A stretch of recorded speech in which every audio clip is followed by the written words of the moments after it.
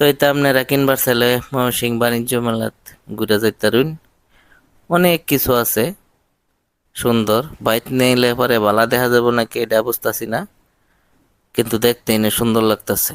তো দোকান ফাট দেখে আমরা পরে আর কোনো আনো ঢুকছি না, ইন্দা বাইরে দেয় ঘুরে ঘুরে আমরা আগাইতেছি। আগুয়া এখন আমরা সামনের দিকে যাইতেছি, পিছনের দিক থেকে সামনের দিকে আয়া এই দিক দিয়ে বাইরে যাবো।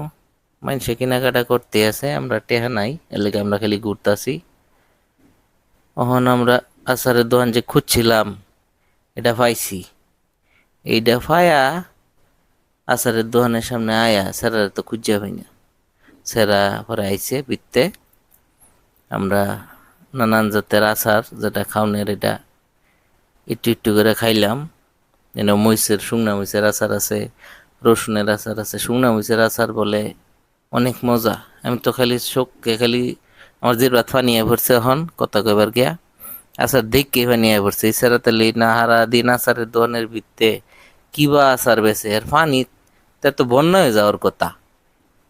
তাই অবশেষে ইস, জিহ্বার পানি ফুটে যাইতেছে ওখানে।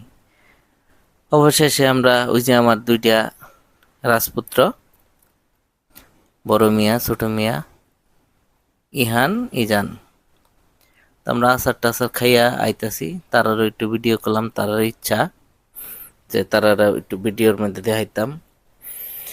আচারের দোকান ওলারে জিগাইলাম যে ভাই তুমি বাইরে কে, বিত্তে তো আচার খুঁজে পাইলাম না। হ্যাঁ কইলো ভাই ভাই বিত্তে দোকান লইবার গেলে 2 লাখ টাকা খরচ, আর বাইরে 60,000 টাকা। আচার বিচ্ছা যদি 2 লাখ টাকা দিতে লাগে তাইলে বিত্তে কিবা দোকান লইম। পরে আবার এই যে তারা বলে কে চিংড়ি মাছ বাজি খাইবো, এনায়া ফেললাম।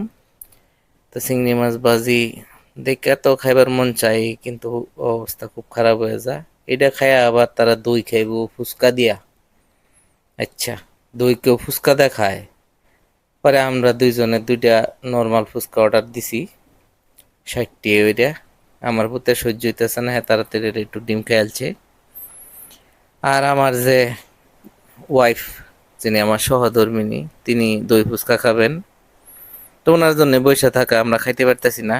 উনি খাইলে যদি আবার রাগ করে, বিপদ বিপদ, প্রচুর বিপদ। বউয়ের সামনে মাসুম বান্দা সেজে থাকতে হবে। তো অবশেষে তার ওই যে দই ফুচকা আইছে, এই যে এইটা হলো দই ফুচকাতে কিতা দিছে, লাল দই দিছে টকের মাইতে। আমার তো দেখে পেটের মধ্যে গন্ডগোল শুরু হয়ে গেছে, খাইলে জানি কি উপায়টা হইতো। তো সে খাবে, এর আগে আমি একটু ভিডিও করে নিলাম।